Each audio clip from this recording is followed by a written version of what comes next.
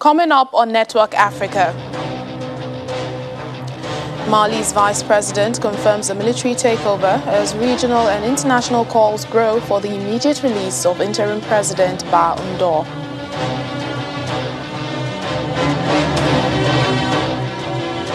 UNICEF rescues 530 missing children in the wake of Saturday's volcanic eruption in Democratic Republic of Congo. Plus, U.S. President Joe Biden and Egypt's President Abdel Fattah al-Sisi discussed the Nile Dam dispute with Ethiopia.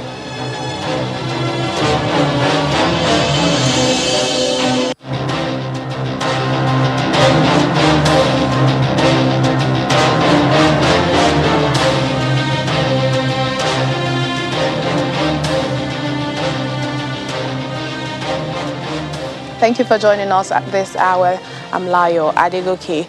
The UN's Children's Agency, UNICEF, says it has rescued 530 missing children who were separated from their parents in the wake of Saturday's volcanic eruption in the east of the Democratic Republic of Congo. Around 500 houses were flattened after Mount Nyiragongo, which lies just north of Goma, erupted. Now, this comes as an earthquake of a 5.3 magnitude rocked the borderlands between Rwanda and DRC on Tuesday, raising fears of a fresh eruption. The lava that flowed from Mount Nyiragongo cuts a path of destruction through a northern district of Goma, Eastern Democratic Republic of Congo. Around 500 houses were flattened, and the United Nations Children's Agency, UNICEF, says that more than 100 children are missing after having been separated from their parents. On Monday, repeated tremors shook the Congolese city of Goma, unnerving families still reeling from the eruption at the weekend that destroyed nearby villages, displaced thousands, and killed at least 32 people.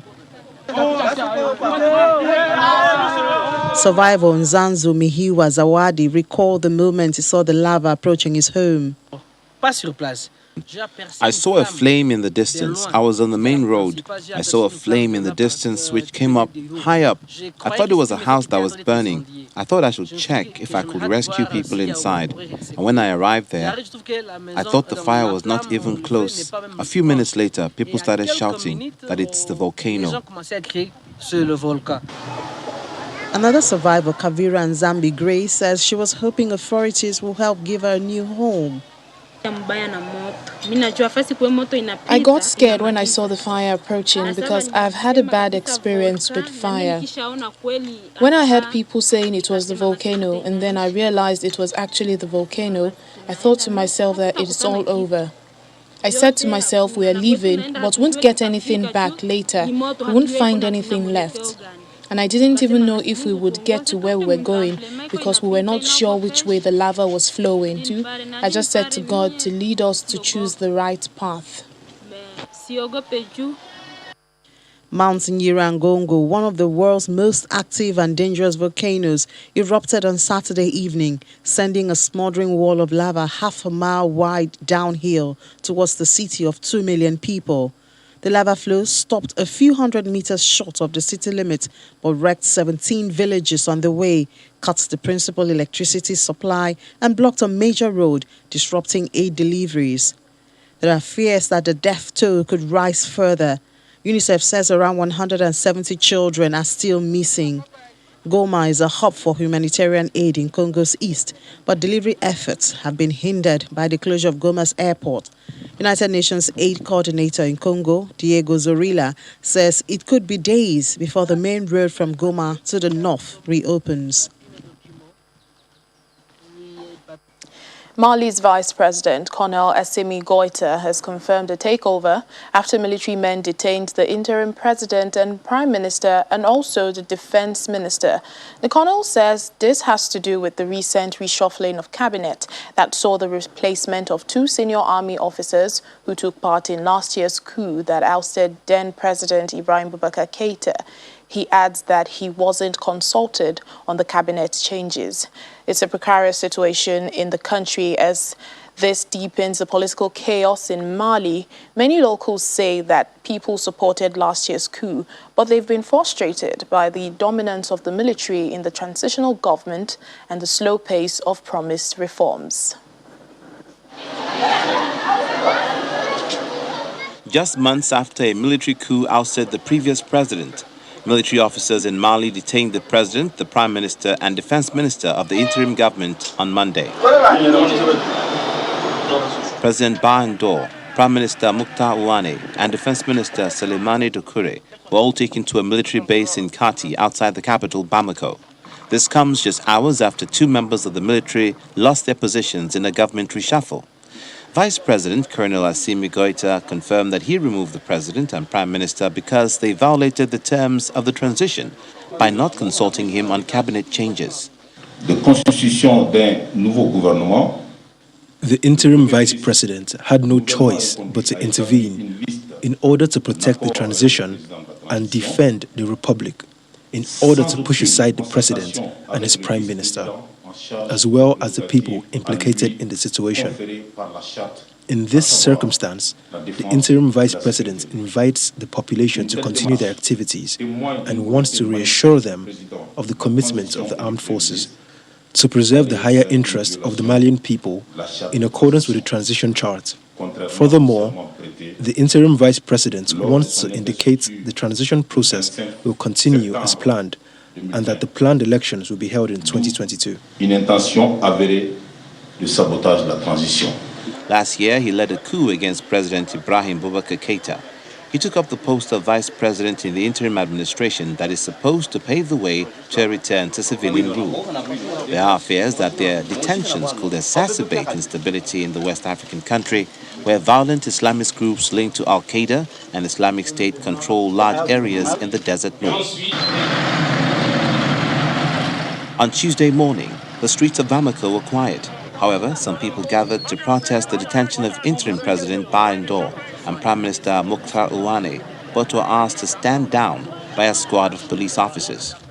Alors, parce que déjà nous sommes dans un régime transitoire. First, we're already in a transitional regime, and we are seeing a power grab by the military.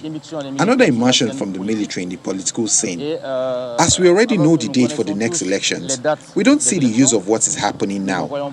I put my support behind the Republic, the transition president, and the Prime Minister.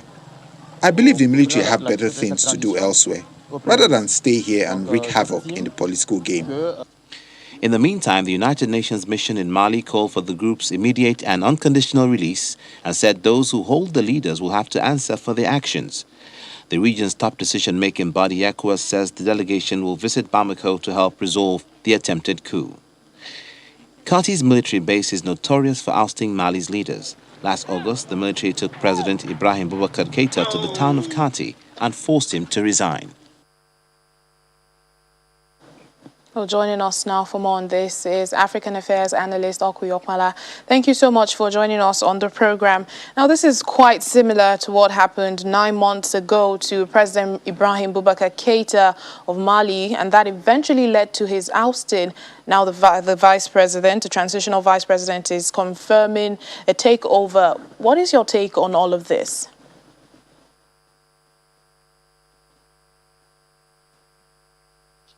Well, it's unfortunate and it's a bit surprising because following the capitulation of the military under the international pressure last time, 9 months ago, you will imagine that they have learned their lessons and that, they will not attempt to negotiate with force or negotiate with arms for political influence. However, it's a pity probably they have not learned their lessons and they've put their political interest and political survival and the quest for political to be able to control their affairs and the political discussions in Mali over the interest of the Malians and indeed over the views of international community. However, I think and I pray that this time Mali is already suffering from internal strife. They are suffering from the attack of the rebels and the insurgency. So this is not a good time to also have to add to it political problems. But unfortunately, that's what we are having. Well, now we are sure that the president, the transitional president, the prime minister and the defense minister, they are in detention of the military, and there's been international calls, from the United Nations, the regional body, ECOWAS, even the EU and the US are calling for their immediate release. Do you think this will yield positive results considering what happened last time?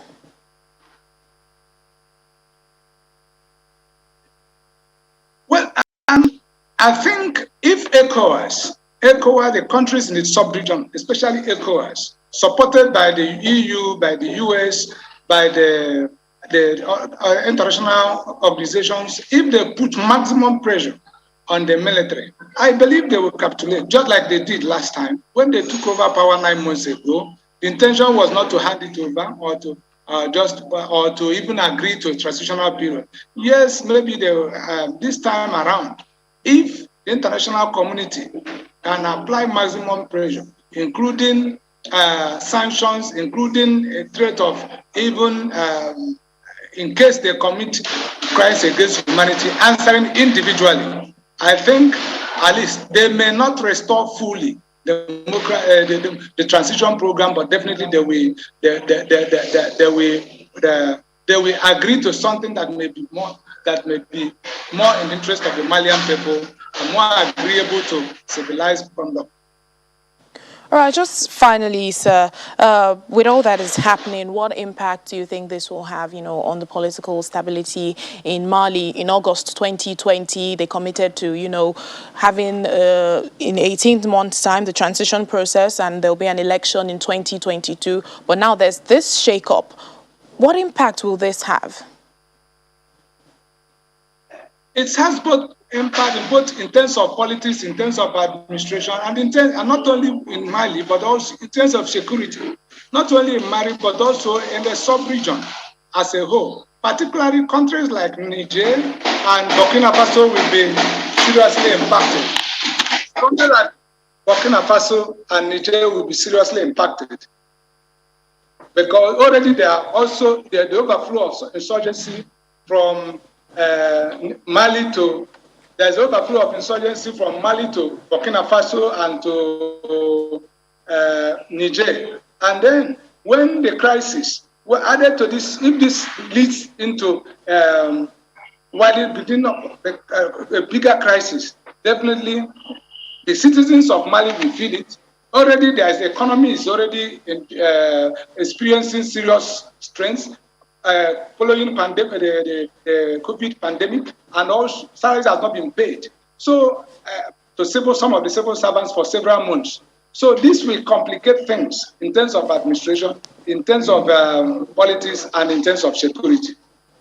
All right, then. Thank you so much, Dr. Okui Okpala, African Affairs Analyst. Thank you for speaking to us. Well, U.S. prosecutors have opened a case against Chadian diplomat Mahmoud Adam Bechir, his former deputy, and his wife for allegedly taking a bribe from a Canadian oil company. According to the U.S. Justice Department, the three had promised the company oil deals from their country and were given $2 million. This was at the time when Mr. Bechir was the ambassador to the U.S. He is now Chad's ambassador to Russia and presented his credentials to the Russian president, according to photos from Russian media, on the 18th of May. The three Chadians have not commented on this issue and are yet to be arrested. The founding shareholder of the Canadian firm Naim Tiab was arrested in 2019 and pleaded guilty to bribery charges. Still ahead on the program. Sudan declares a state of emergency in areas affected by ethnic clashes. Please stay with us.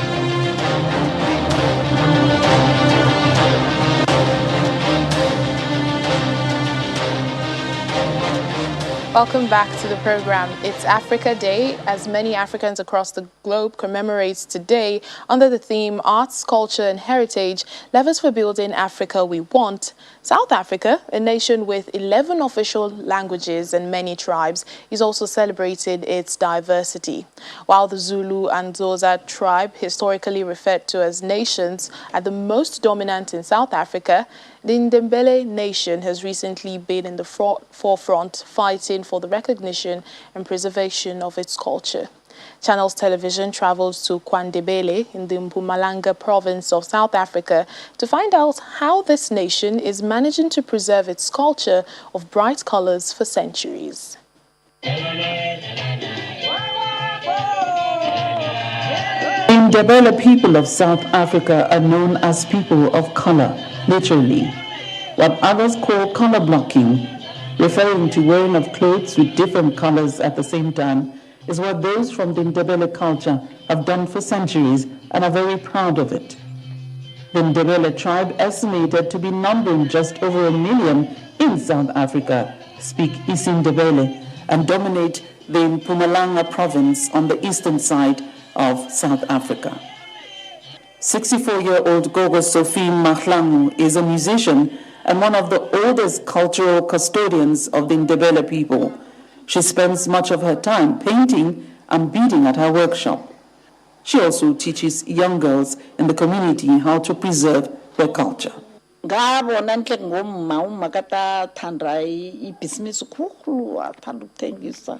Afuna amabhuli ayenzela abantu amabhuli enzeni athengise enzeni nami into le yangena kancane.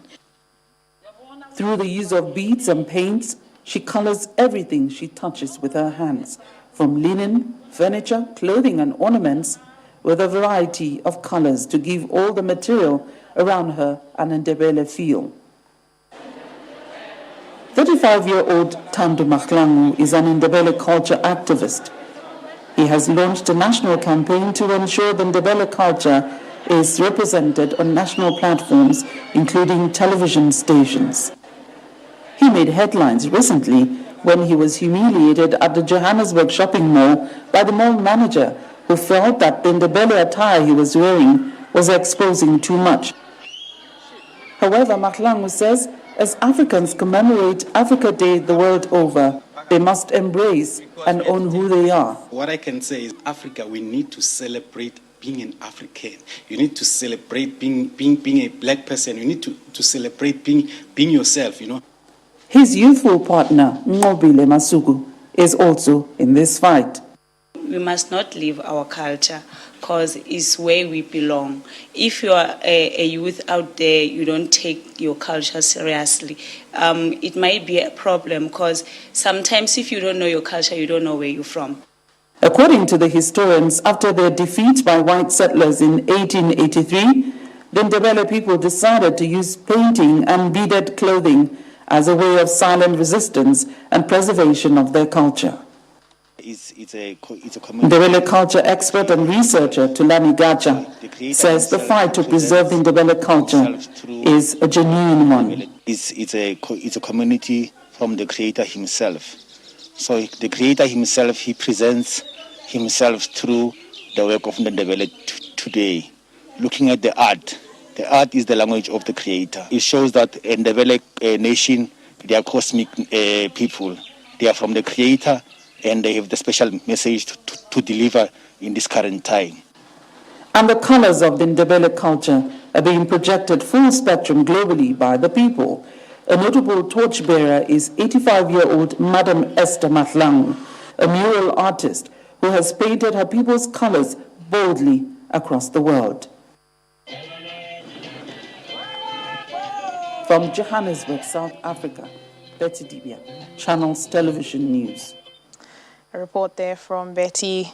Beautiful colors. Professor Christopher Esike, a professor of African politics and international relations at the University of Pretoria, joins us now for more on Africa Day. Happy Africa Day to you. Thank you for speaking to us. Thank you very much, and happy Africa Day to you too. So tell us, what would you say is the significance of celebrating Mother Africa?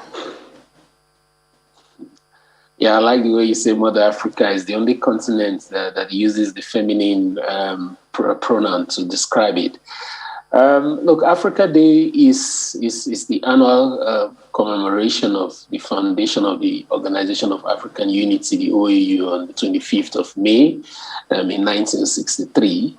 It is celebrated in various countries in Africa and around the world as well. But before the 1963, in 2002, when the African Union was officially formed, this day was previously celebrated as African Freedom Day or African Liberation Day, if you like.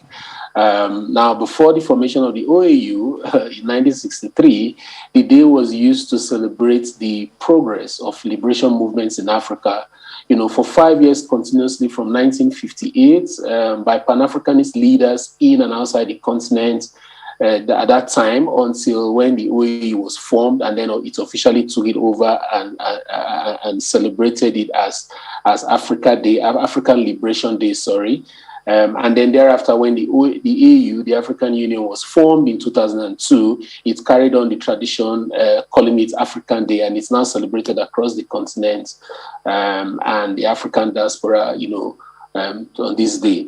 Now, in terms of its significance in a post-liberation Africa, there are many who question why we should continue to celebrate liberation when we are still mentally colonized and as such not so free, right?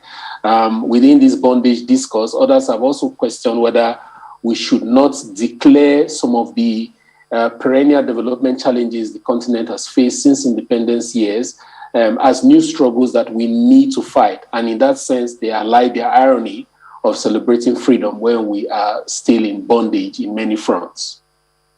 Well, like you've just mentioned, there have been, there still are many conflicts on the continent, but the theme, is arts, culture, and heritage, levers for building an Africa we want. How do we harness all the different cultures on this continent to actually build the Africa we deserve, considering all conflicts that are happening on the continent? Well, for me, this is a very useful theme, given Africa's global, Africa's marginality in global power politics, okay? We certainly don't have the hard power to muscle our way to relevance as a continent or advance our respective national interests within Africa. And although we have shown, elements of consensus making in the common positions that we have taken as a continent in our relations with the rest of the world in the United Nations, for example, the United Nations General Assembly, we are not able to use hard power, to force or advance our collective interests as a continent. Therefore, soft power remains our best pathway to influencing the world in ways that will make it possible for us to advance our interests, both as individual nations and as a collective. Now, for me, arts, culture, and heritage are parts of the assortment of soft power resources which Africa has in abundance and which the world admires. We can leverage them in a deliberate manner to reimagine and reinvent ourselves in a world that is increasingly coming close to, seeing humanity from the collectivist perspective that Africa sees humanity from. Yes, instead of the Cartesian worldview of the European humanity. All right, then. Thank you so much.